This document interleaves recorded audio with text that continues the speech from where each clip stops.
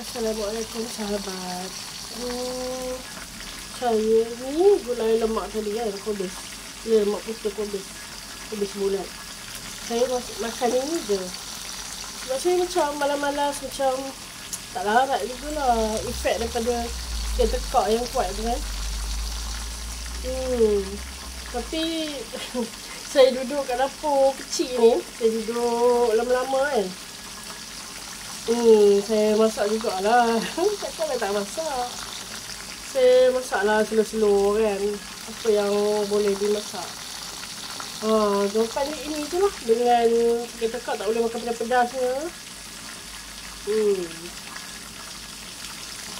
Doktor cakap kan nak makan pedas, makan lepas sakit. Aduh. Doakan saya ya, my subscribers. Thank you, moga dimurahkan tiga rezeki ya korang semua. Amin amin ya rabbal alamin. Moga korang sihat selalu. Amin. Doakan saya sihat juga.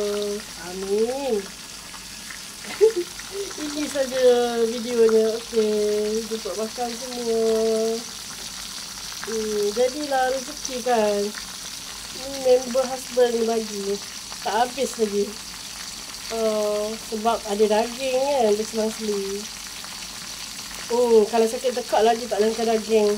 Kalau makan juga kena yang lembut. Seloknya bubur lah. Okay, bye. Assalamualaikum.